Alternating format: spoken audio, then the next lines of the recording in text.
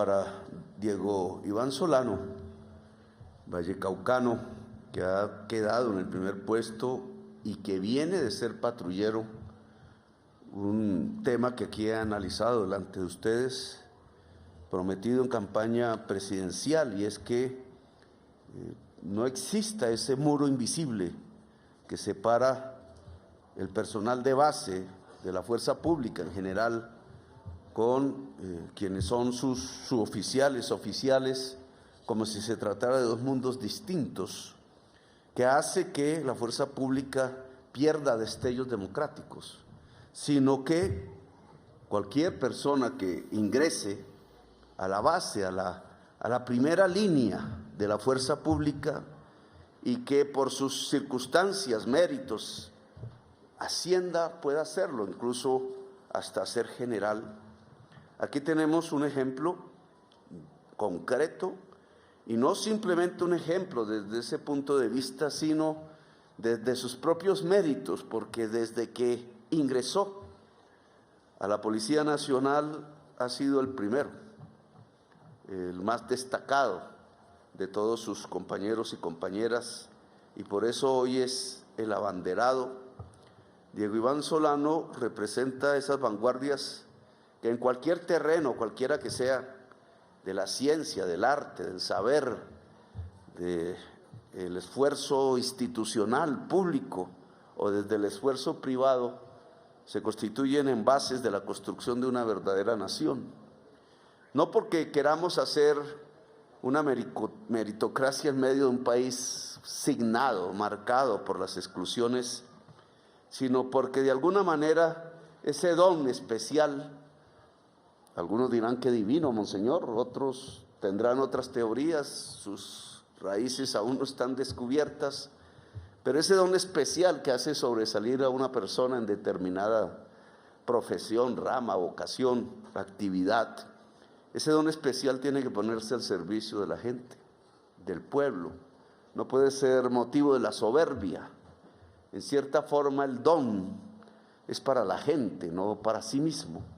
El don es para ayudar a una sociedad que, como todas, tiene problemas, unos más agudos que otros.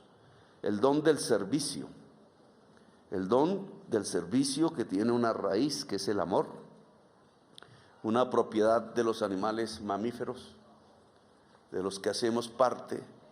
El amor constituye una fuerza que ha permitido que la vida permanezca en este planeta. Por eso el don del servicio es una expresión del amor. Y allí felicito entonces a Diego Iván con todo el corazón, porque tenga una carrera próspera de don al servicio del pueblo colombiano. Ahora aparecen en los medios de comunicación un trabajo periodístico muy bien hecho. Hasta ahora vemos su inicio. No sé exactamente cuántos periodistas hacen parte de ese grupo, que hace un análisis de una serie de materiales que fueron extraídos, no sé de qué manera, de la Fiscalía General de la Nación, hablan de 70,000, y sobre esa información y documentación se establece un tema que yo creo que debe ser debatido por toda la sociedad colombiana y que tiene profunda importancia, porque ni más ni menos de ese análisis, de la profundidad, de si está bien o mal hecho, es que puede construirse una política de seguridad eficaz o errada. Nadie tiene el filtro que determina qué es lo errado y qué es lo acertado, sino la práctica misma, la aplicación misma, como en la ciencia, el ensayo y error. Entonces, el análisis de inteligencia tiene que ser profundo alrededor de estos materiales. Invito al general Salamanca a que dialogue con ellos, si es posible. Obviamente ellos tienen sus fuentes, es la lógica y los protocolos del trabajo periodístico, pero me parece que debería haber una buena interlocución para aprender más de lo que está pasando del principal factor de violencia y de inseguridad en Colombia, que se trasluce allí. No sé cuántos años esa información estaría en una institución pública que hace parte del Estado colombiano, pero que no habíamos conocido a profundidad. Corrobora en cierta forma análisis que hemos hecho con datos menos relevantes, más esporádicos en nuestros consejos de seguridad.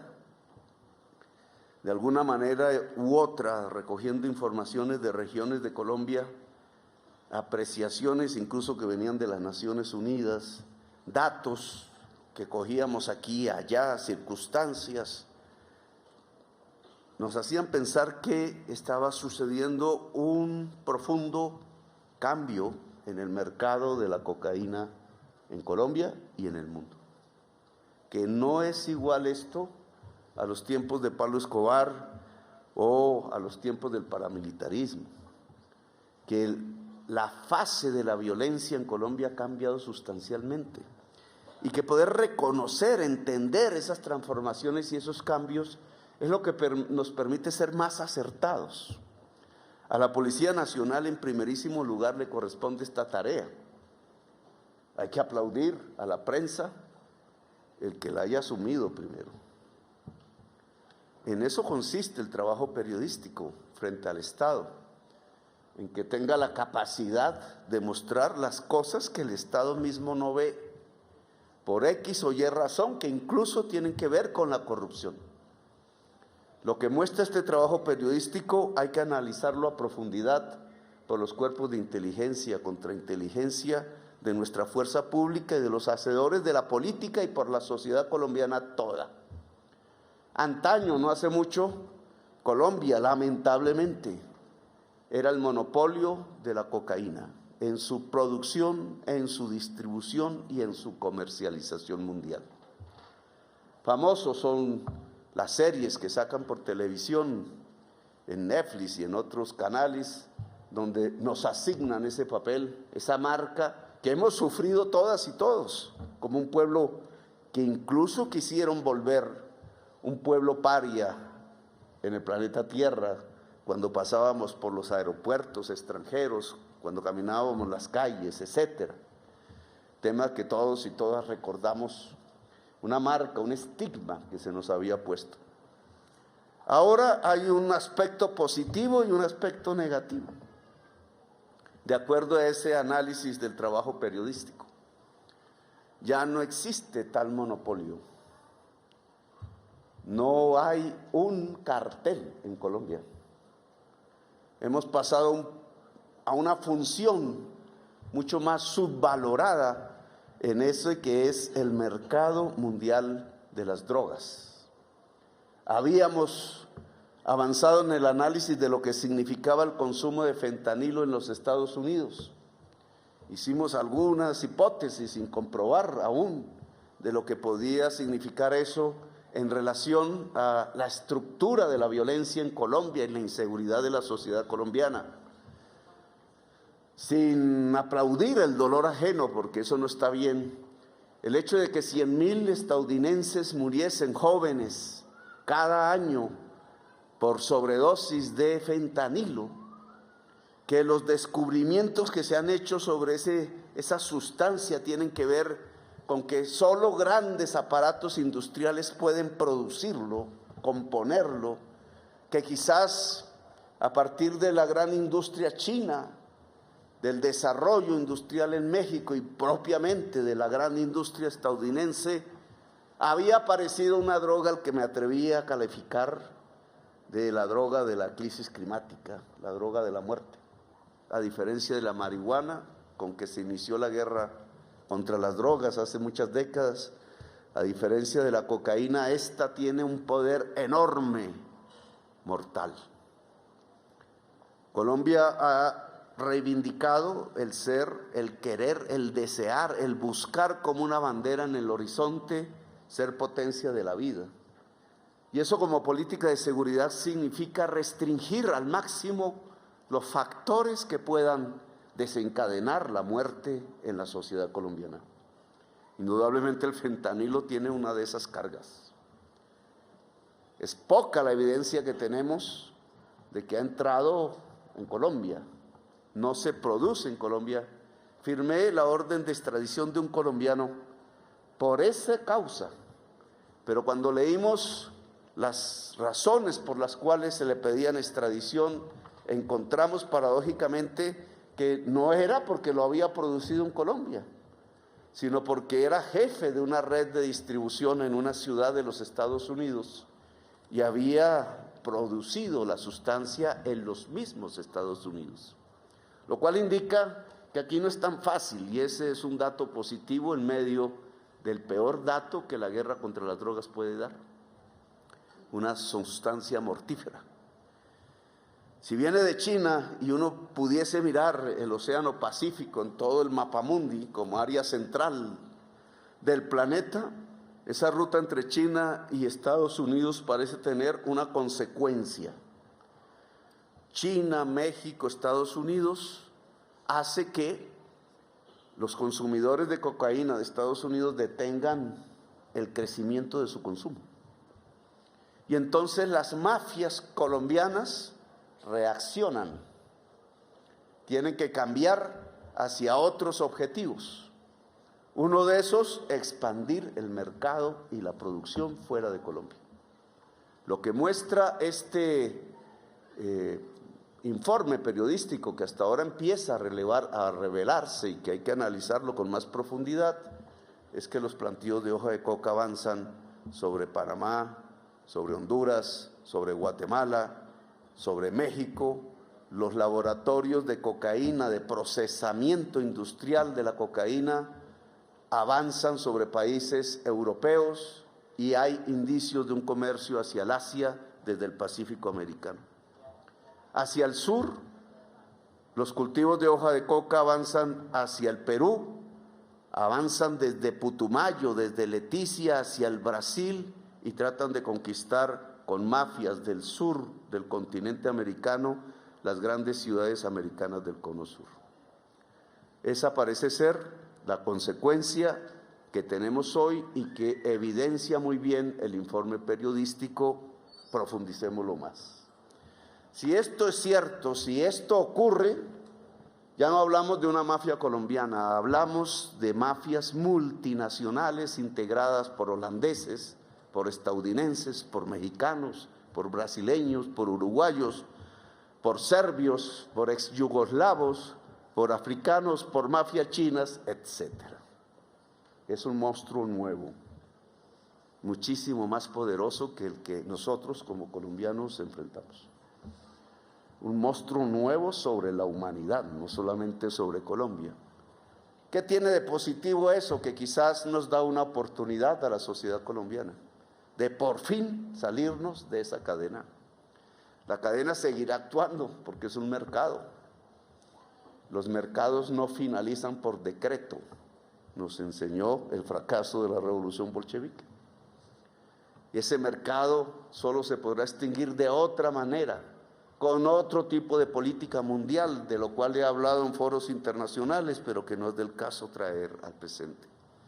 El aspecto positivo de ese análisis, que ojalá sea real en cuanto a Colombia, pero que implica un fuerte cambio de política antidrogas en el mundo, es que Colombia tiene la oportunidad de salir de la producción, de la distribución y de la comercialización en el mercado de la cocaína mundial. Es decir, que tenemos la oportunidad de bajar los niveles de muerte y de construir una era de paz en Colombia. Este es, digamos, el desencadenamiento del análisis que esta mañana podría extraerse de la información periodística. Claro que de allí saldrán cosas tremendas en el sentido de la fuerte relación de la economía ilícita con el poder político en Colombia. Es un tema que yo abordé hace años como senador de la República. Allí aparecerán como muchísimas investigaciones que debieron ser llevadas a término no fueron llevadas, sino guardadas. Allí aparecerá la magnitud de la incidencia de la violencia colombiana dentro y por el Estado colombiano en secciones que se han plegado al crimen.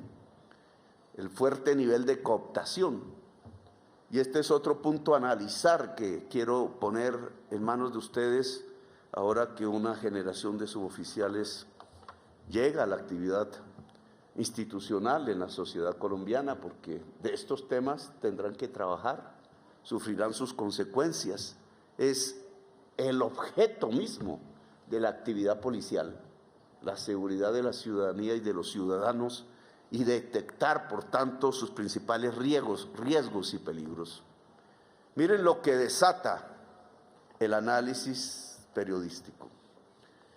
Alguna vez, frente a los generales del ejército, expuse cómo la violencia en Colombia, desde que apareció en la etapa contemporánea del país, porque pareciera que nos ha acompañado desde el nacimiento mismo de la República, la violencia en Colombia en estos últimos 75 años, 3 generaciones prácticamente, se puede dividir en 3 fases.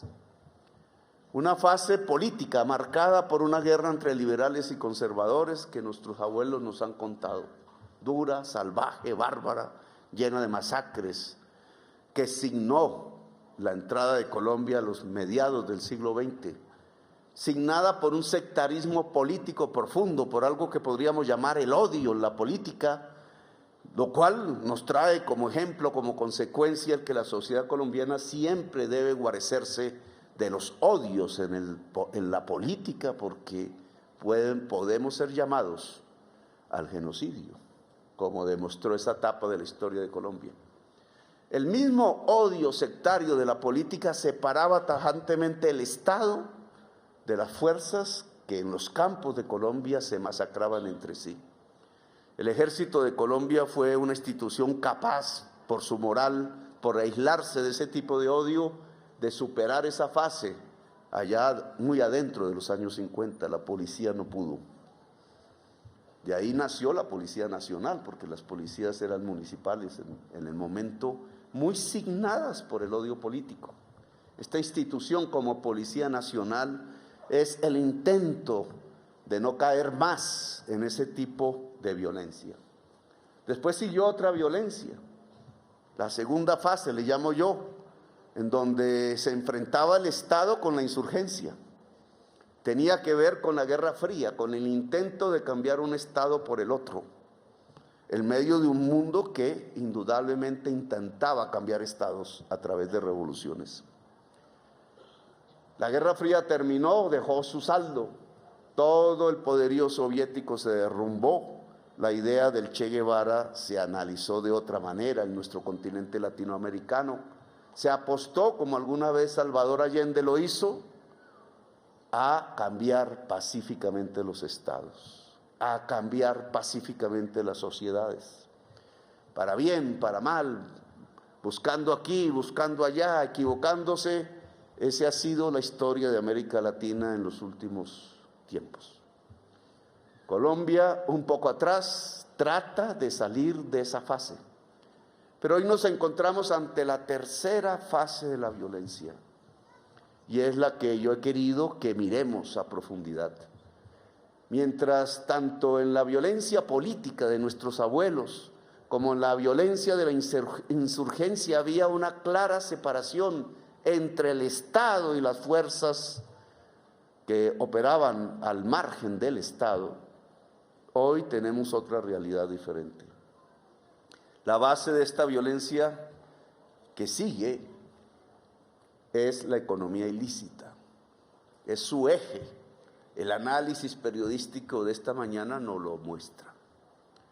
No es la política, no es la ideología, es el dinero, es la codicia, es lo ilícito que permite hacer dinero.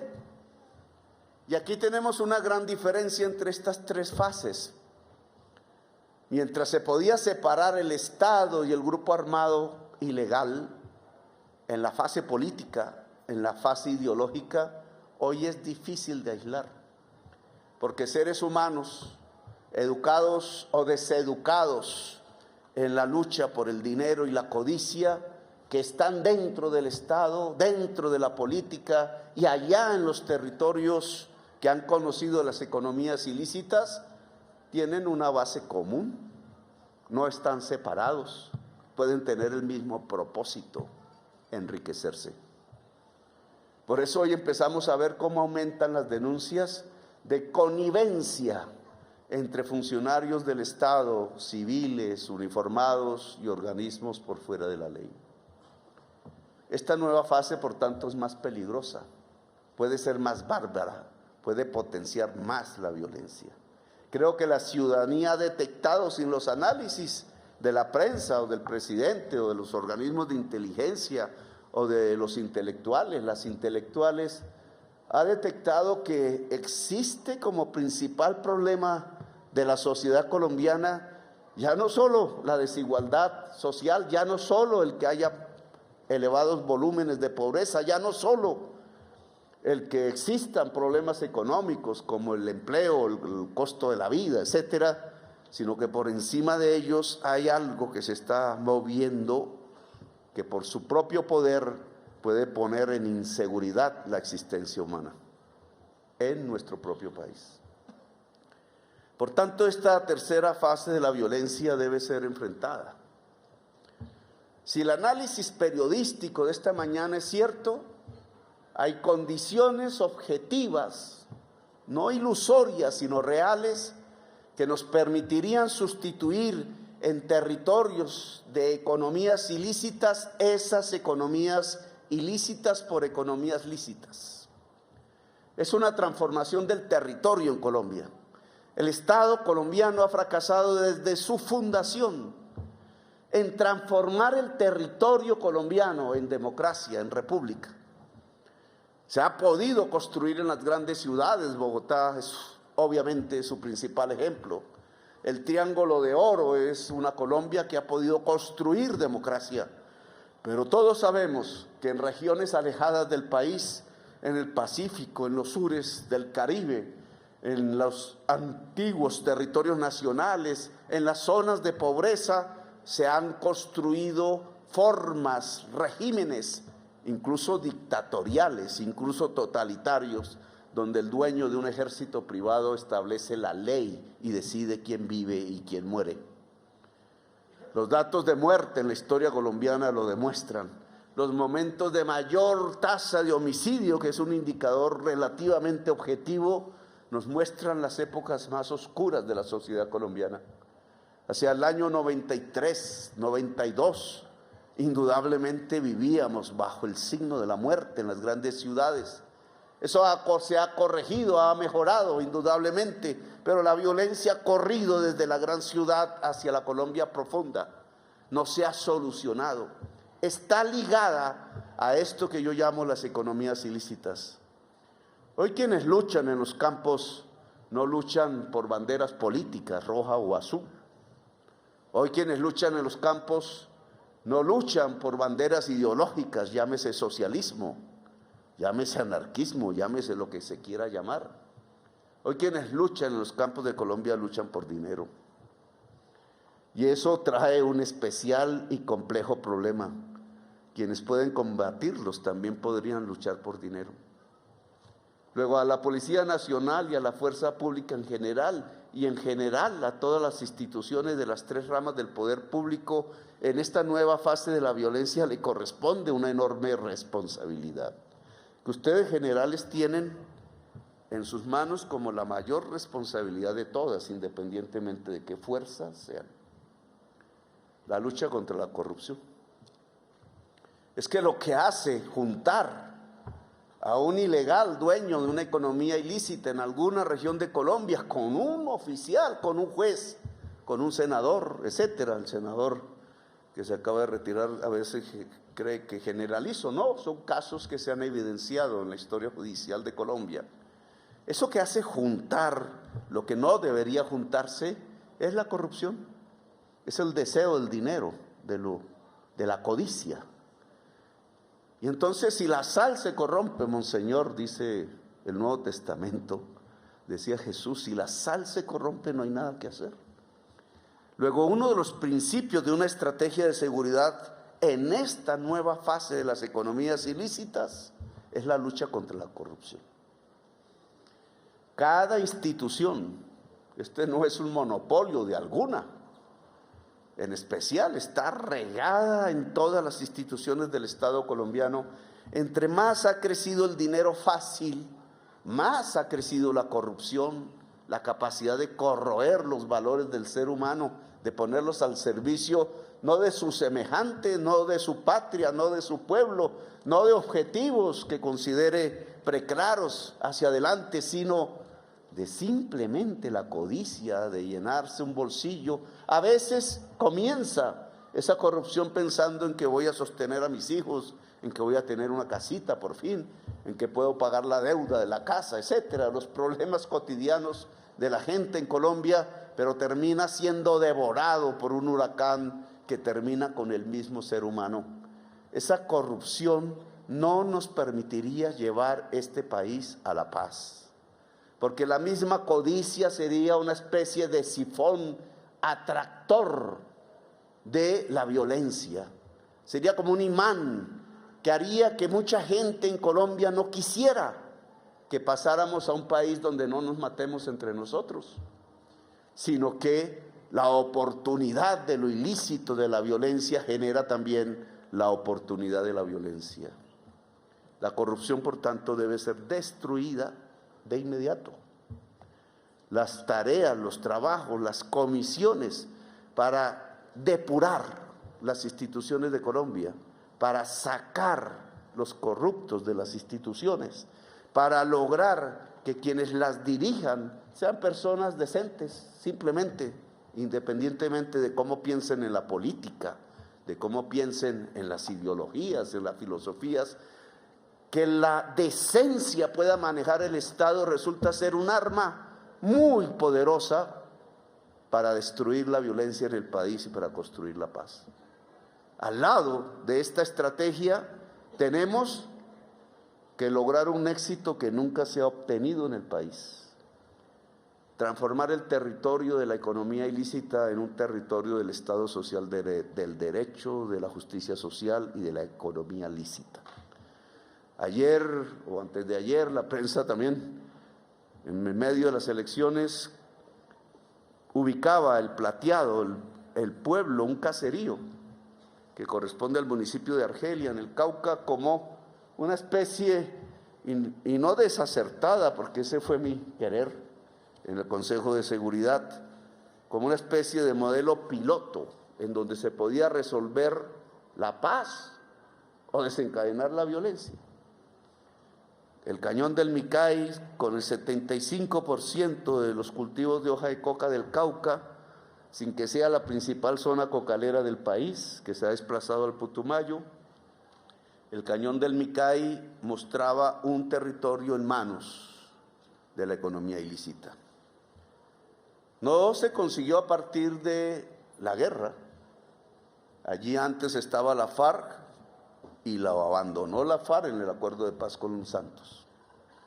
Pero no llegó el gobierno, no fue copado por las instituciones públicas, no llegó allí el Banco Agrario, no se produjeron la sustitución de cultivos de la hoja de coca por café, por cacao, por industria, teniendo un desenlace como río Micay en el Océano Pacífico. No aprovechamos el océano, no se volvió una economía exportadora, siguió cultivando más y más hoja de coca. Sin un solo disparo entraron allí los nuevos grupos al margen de la ley, con diferentes nombres. Se mataron entre ellos, mataban los líderes sociales que por alguna u otra razón convivían con uno o con el otro, por sospecha a veces, por miedo. Y el cañón del Micay se volvió un fortín de la economía ilícita con un cuerpo armado defendiéndola. Decidimos una operación contra esa fuerza. Conquistamos las cumbres, las posiciones dominantes. Retiramos de esas posiciones estratégicas al Estado Mayor Central. Y vino una negociación política, quizás prematura en mi opinión, porque se les propuso, en lugar de entrar al poblado disparando, que lo abandonaran y que entráramos a transformar todo el cañón del Micay en una economía lícita a través de la acción del Estado colombiano. Si eso lo logramos, porque estamos en este momento, yo creo que las posibilidades de paz se abren en Colombia. Lo decía con exactitud y no con grosería. La gente que antes estaba en los campos luchando, que dejaron sus armas, que se volvieron excombatientes, allá en la época de nuestros abuelos, de liberales y conservadores, del señor Guadalupe Salcedo y otros que recordamos en los libros, o de la fase pasada, los acuerdos de paz que llevaron a la Constitución del 91, esas personas no se hubieran convertido en traquetos. Hoy lo que tenemos es una lucha en los campos en donde los jefes de las facciones armadas que levantan esas armas en muchas partes del territorio nacional se han vestido no de guerrilleros, sino de traquetos. Tienen aún la posibilidad de escoger si el camino es Camilo Torres Restrepo, el sacerdote que fundó la Facultad de Sociología de la Universidad Nacional, o el camino es Pablo Escobar. Pero si el camino es Pablo Escobar, el análisis periodístico de esta mañana nos muestra la realidad de ese camino. Ya Colombia no es la dueña del mercado de la cocaína. Ahora son multinacionales. Colombia se queda con lo peor, sobreexplotación de los campesinos que no reciben ni una mínima parte de lo que vale esa cocaína en los Estados Unidos, en Europa, en Rusia o en China. Se queda con los cuerpos armados, se queda con la violencia, se queda con los muertos, pero no se queda con la riqueza. Por eso la crisis económica mundial esta vez sí golpeó a Colombia como nunca antes lo había hecho. El narcotráfico no sirvió de cojín amortiguador de la crisis económica con sus dineros. No está aquí los dineros del narcotráfico. Se han ido, están en México, o en España, o en Rusia, o en Estados Unidos. Y entonces, la gran pregunta que tienen que hacerse quienes hoy son sujetos o actores de esa violencia en los territorios de Colombia, en la Colombia profunda, es: ¿vale la pena? ¿Vale la pena tanta muerte por nada? ¿Vale la pena morir por ser simplemente un sirviente de un narcotraficante ruso, o europeo, o holandés, o estadounidense? ¿Vale la pena la destrucción de Colombia en una economía en donde apenas somos los sirvientes, las sirvientas de una cadena codiciosa en busca del dinero que no se queda en Colombia, sino que se queda en el sistema financiero mundial? ¿Vale la pena enfrentarnos de esa manera y destruir las posibilidades y el futuro de nuestros niños, nuestras niñas, la gran posibilidad de Colombia que se podría establecer, como lo demuestra Diego Iván, a partir del saber, del estudio, de conocer, de ser poetas y ser científicos? ¿Vale la pena? Hoy se está definiendo eso. Hoy, gracias a ese análisis que me permite hablar de este tema, porque antes sonaba marciano. Bueno, los marcianos no hablan de narcotráfico, pero que sonaba extraño. ¿Qué está diciendo Petro? Ese análisis nos da la razón en una estrategia. Entre más golpeemos los grandes cargamentos que salen por el mar, entre más podamos capturar los grandes capos que se mueven en la multinacional de la droga, de la cocaína, entre más podamos librar una lucha exitosa contra la corrupción al interior de nuestras instituciones, más podemos acercarnos a la posibilidad de una paz real, como decían antes, duradera, permanente. No que hagamos una paz por un lado y al año siguiente tengamos otra vez otra guerra. Hay que convocar al gobierno chino, al gobierno estadounidense, al mexicano y a nosotros mismos a hablar de este tema. Pareciera que la irrupción del fentanilo, las corrientes que lo llevan desde la China hasta México y Estados Unidos, está produciendo otras corrientes en relación a la cocaína que la llevan hasta Centroamérica, México, Brasil, hasta Europa, hasta el territorio ruso y hasta el consumo de los propios chinos. Creo que es una oportunidad para Colombia para hablar, no para bajar la cabeza como antes hacíamos, creernos pecadores de algo de lo cual no teníamos pecado, creernos un pueblo paria, sino que hoy podemos mostrar soluciones. Y una primera solución tiene que ver con nuestra propia sociedad, con nuestro propio pueblo. La lucha para bloquear la salida de cocaína de Colombia se convierte en una estrategia fundamental para lograr que las agrupaciones hoy armadas en defensa de esas economías ilícitas puedan pensar que es posible más bien convertirse en fuerzas constructoras de la paz de la sociedad colombiana. Gracias por haberme escuchado, muy amables. Felicitaciones a todas y todos los suboficiales, buena parte mujeres. Ojalá recuerden estas palabras cuando desarrollen sus actividades policiales. Muy amables.